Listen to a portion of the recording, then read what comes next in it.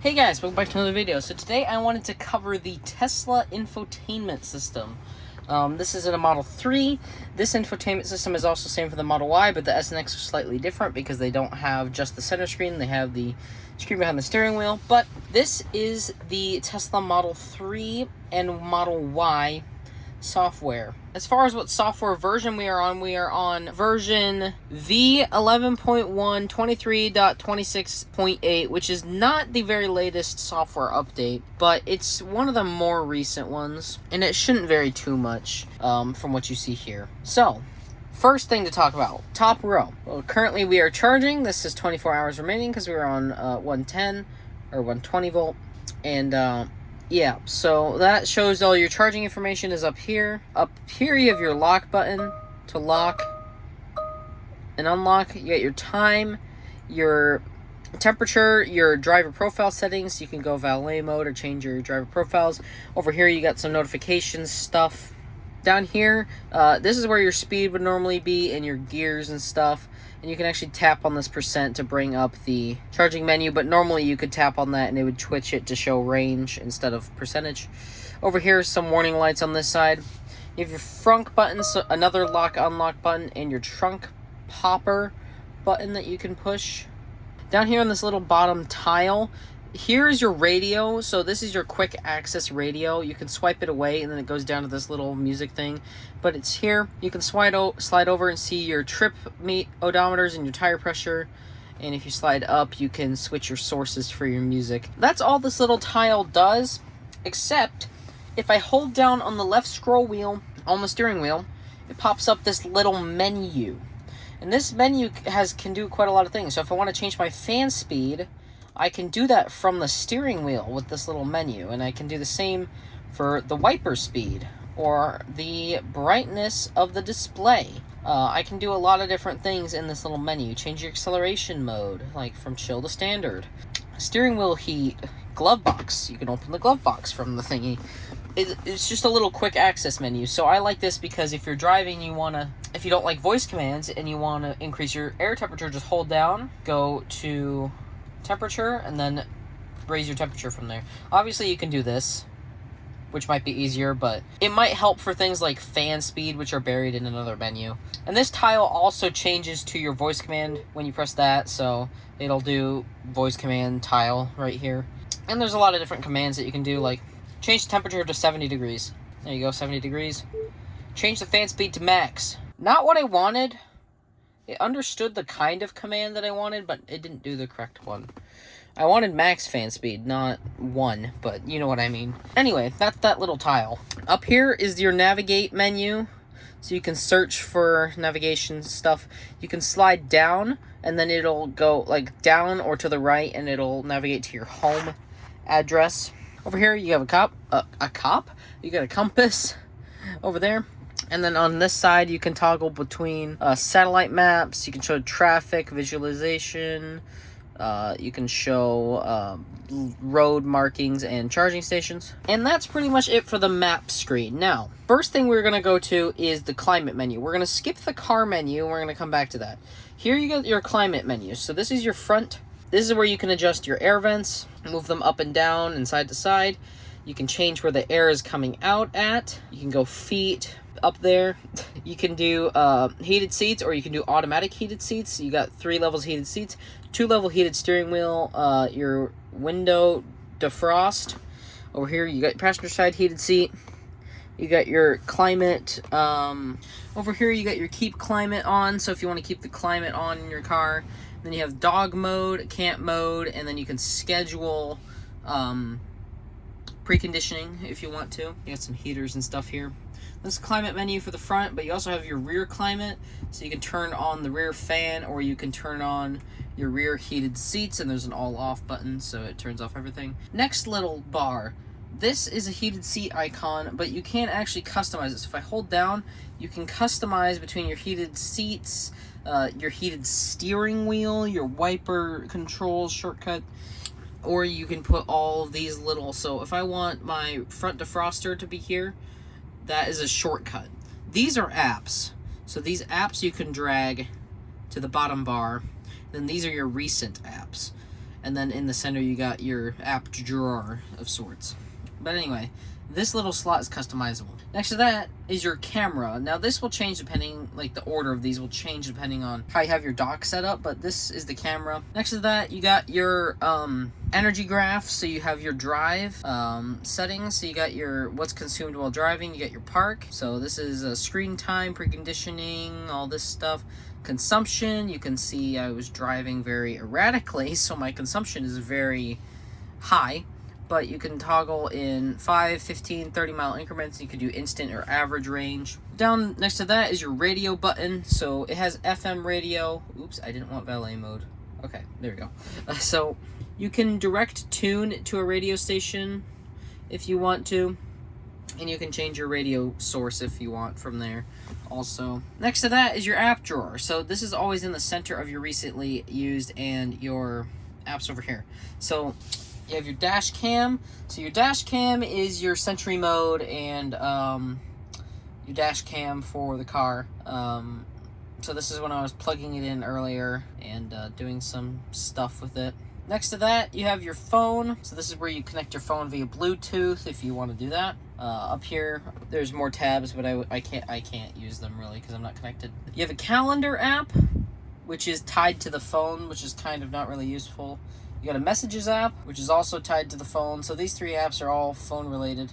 But next to that is interesting. You have a Zoom app, and you can actually log in and use use the interior camera to have a Zoom meeting, which is a very interesting and very unnecessary feature. But I'm kind of like that feature. It's kind of a smart idea. Next to that, you have theater. This brings up all of your streaming services or your content services, so like YouTube, and it turns the lights off automatically when you do that too, so that's nice. But you can open up YouTube. Anyway, you got Netflix, Hulu, Disney Plus, Twitch, YouTube, TikTok, and Tesla tutorials, which Tesla tutorials just brings up Tesla related videos made by Tesla on YouTube. Next, go back into the app drawer. Next tab is arcade. So this brings up all your different games on your Tesla. So you got Battle of Polytopia, you got Sudoku, Solitaire, you got Fallout Shelter, Beach Buggy Racing, which you actually use, you play using the steering wheel and the brake pedal, which is pretty fun. You got some other little games in here. These are pretty useful at a supercharger. Some of them need controllers, some of them don't. You can just use the touch screen. Some of them use the actual car controls, or I think actually one only uses the actual car controls. But it's neat that the Tesla has all this stuff built in. Anyway, next app, Toy Box. So this is in the same like entertainment thing, but it's a different tab, but it's got a shortcut. So first thing, colorizer. So if you don't like your car being black or for whatever reason, anyway, if you want to colorize your car, you can go into here and change the color of your car to whatever you like. So if you get your car wrapped, then you can change the color. Pretty simple. Next up, you got light show. So this will actually play music and make the lights do a light show. You can choose between two, or you can actually add your own light show. So this shows you how to do it if you want to. It has a little link in there. Boombox. This allows you to use the pedestrian warning speaker on the outside of the car to either talk through that speaker using the microphone, or you can replace the horn sound with like a fart sound or whatever you want to do with it. So you can do any of these sounds, or again, you can add your own custom sounds. Next up, you have fart, or professionally called, I say professionally, but it's really not, emissions testing mode. It basically is just a whoopee cushion. That's it. Next up is a very interesting app that I like. It's called Tracks. And it's basically an audio, like a mix table, how I would describe it, for your car. Like,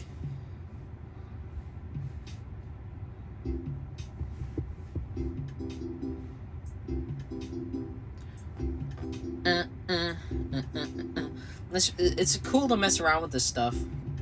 Anyway, that's a pretty cool thing to play with.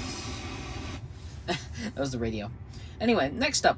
Romance mode. This allows you to have a fireplace and actually turns on the heated seats, and blows a nice campfire, which is, we'll see, now the heat's on, which I don't want really. Next thing, Sketchpad. So this is basically just Microsoft Paint, but in your car. So you can draw some things. You can change your font size and stuff. Next thing, you got Mars mode, which turns the navigation into the planet of Mars, and your car is the Mars rover. That's a interesting little feature. I don't know who in their right mind would use that, but you could. Next up, you have Santa mode, which turns your car into Santa's sleigh, and I probably should stop because that's copyrighted. You can also have it play outside, I believe, like the sound. Let's see if it does. Oh yeah, it does play outside.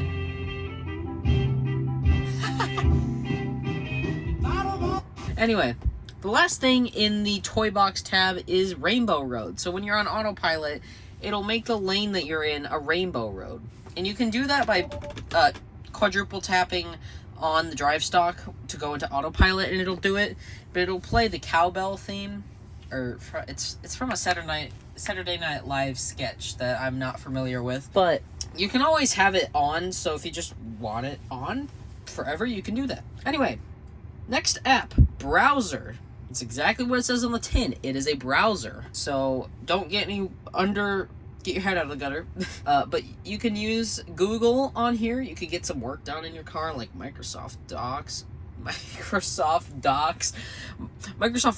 or Google Docs. That's what I was trying to say. Yeah, you can load up Google, and works pretty well. Go to Google Drive and do some stuff on here. Anyway, that's pretty useful. Next tab, manual. This is where we get boring again. Get to know your Tesla, and you can do an owner's manual in here that gives you all the crap that you want to know. I'm not going to go through this. If you guys want to on your own time, then that's your thing. Anyway, next app, Spotify. Can't really do anything with it because I'm not logged in, but you know what it is. Spotify. Bluetooth. This is where you connect your phone, which you can also connect through the phone app, which is interesting why there's two things, but anyway. Apple Music, built in. I've never seen a car that has Apple Music before. I've seen Spotify in plenty of cars, but I've never seen Apple Music. That's an interesting feature, considering that Teslas don't have CarPlay, which sucks. But it does have Apple Music built in, so if you are an Apple Music subscriber, then that is a useful feature. You have karaoke, which is a karaoke thing that, like, if I play, it's basically a karaoke mode for the car, basically. Yeah. It has a loading error, but it works. Anyway, TuneIn. I don't know exactly what TuneIn is. It seems like it's just a different radio service, like iHeartRadio or something, or kind of like XM, but not XM. But you have different things on here, like podcasts and other things. And then finally you have Tidal, which is basically just higher definition Spotify if you want higher quality music. And that's basically everything in the app drawer and everything in the app dock that I have set up. So there's quite a lot of stuff in the app drawer that you can go through. Now, over here is a volume dial. And on any of these little things down here, you can actually slide your finger and it will adjust it. Same for the volume. It'll do that. Inside the volume, you can click here and actually go to your equalizer, so you can adjust the tone and the balance, and you can do like explicit content filter if you want, and you can turn off different sources for the radio if you don't want other things.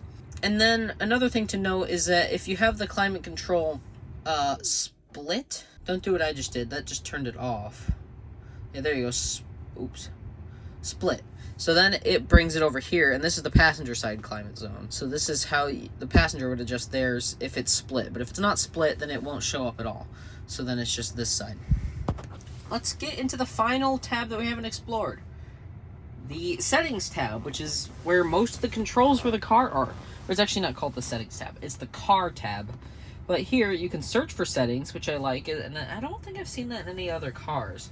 Where you can search for setting. You have turn signals auto cancel, and what it means by that is, or not auto cancel, auto turn signals, and it'll automatically cancel the turn signal when you change a lane. So that's a useful feature, and I think Model S and X have that because it's on the steering wheel. Next thing, you got reduce blue light, or actually probably should be going through them because they're out of order. Okay, never mind. We're gonna start here. So you got your lights. So you can do off, parking, on, or auto. You can do auto high beams on, off. Fold the mirrors. You can also have it save the location to fold the mirrors, so it'll remember and always do it at this location if you wanted to. Child lock. You can actually do left, right, or both. I haven't seen that before. Also, you can do the window lock, and you can do the glove box button, and then it'll open up the glove box. You got your wiper controls. You got automatic wipers. You can adjust your mirrors here, so then you can adjust your left mirror, your right mirror using the buttons on the steering wheel. Same for the steering wheel itself. You can record using the dash cam, so it just saved something of some sort. You can turn on Sentry mode, and you can adjust your screen brightness. And that's just a quick controls panel. Next tab is pedals and steering. So this is your drive settings, I would say, of sorts. So you have chill mode, which is like your slow mode, and then standard, which is standard. But you got comfort, steering, and sport for your steering mode.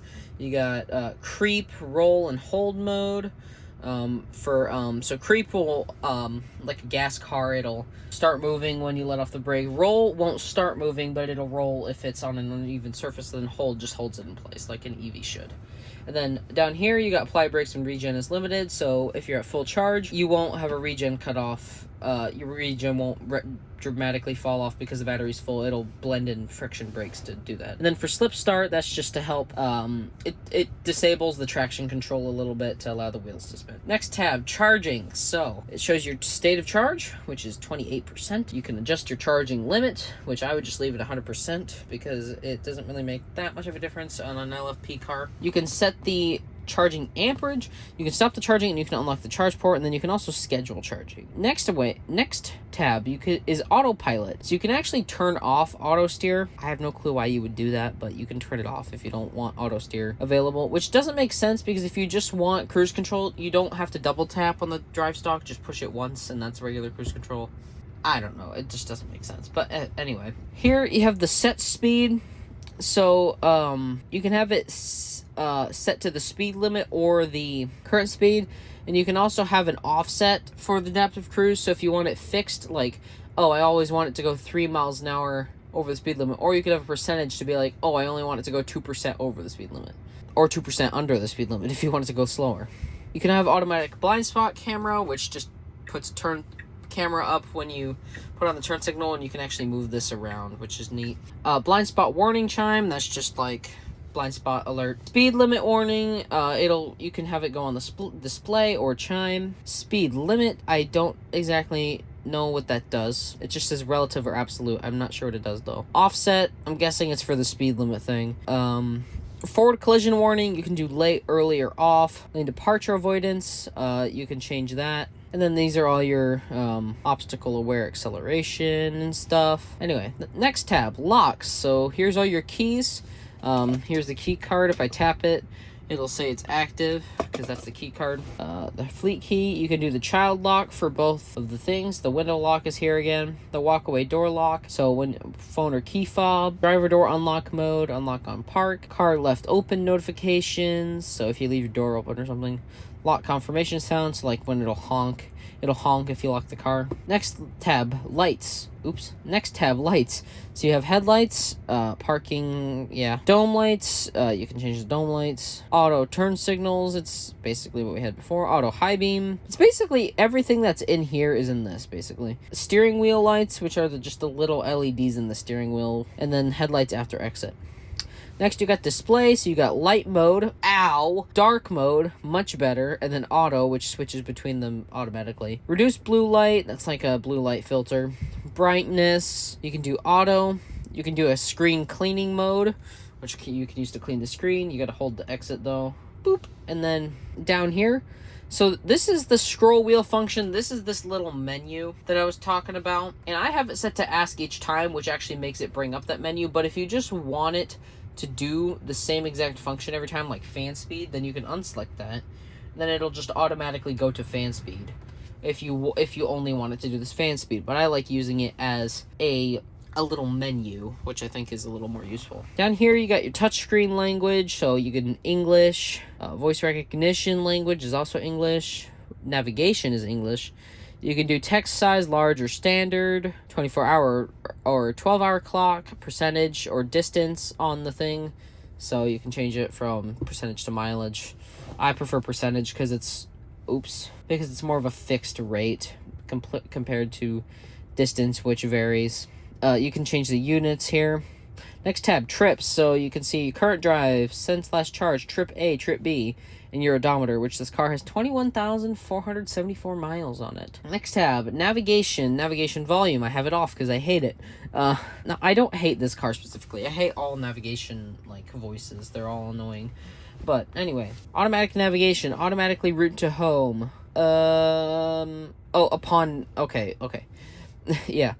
Trip planner. It'll add superchargers if necessary. Online routing based on optimal route. You can avoid ferries and use HOV lanes and stuff.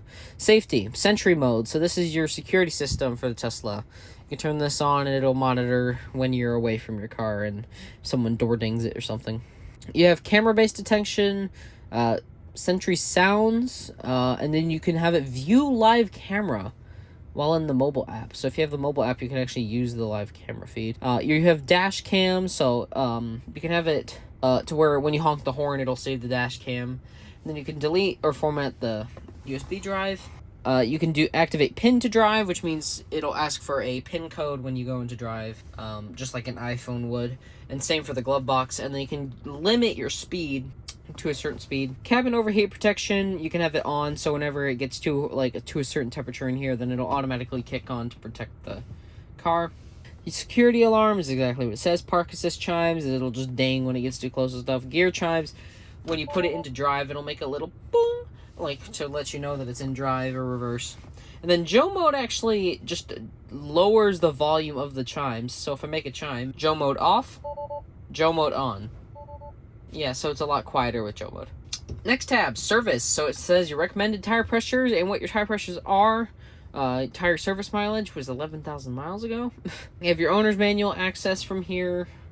You have car wash mode, adjust the headlights, towing, wheel and tire, notifications. So this is basically all the service stuff, wiper service mode. And then finally, the software tab. So you see your Model 3 here, you can tap and hold down on this, and it'll actually allow you to put in a access code for dyno mode or something else. Shows your VIN number, shows the autopilot computer, and you can click here for additional information. So it says heat pump, and it's a lithium iron phosphate. It's a permanent magnet motor, software version, navigation data, software update, and your software update preference, and then your data sharing thing. And I believe that is everything in the Tesla infotainment system. Now, there's one thing here, is that here is the on-route preconditioning, or not preconditioning, on-route route planning. So if I go New York, and then it'll automatically navigate me to New York and will add chargers to make sure I get there with enough charge. See, look at how effortless that was. See, it gives me Linnedale, Hope, Arkansas, Brinkley, Arkansas, Jackson, Tennessee, Nashville, and then finally New York. So it's, for me, it would be 48 miles to the next supercharger, and it would be 8% when I got there. That's probably the best route planning out of every car, except for maybe Android Automotive, and a Polestar is also pretty good, but I'd say this is probably class leading. Anyway, that's basically it for the Tesla Model 3 and Y infotainment system. I don't know how good the camera view was because it was down here on the center console, so it might have been a bad angle for some of it, but hopefully you guys enjoyed it. Leave a like and subscribe. See you all next time. Bye!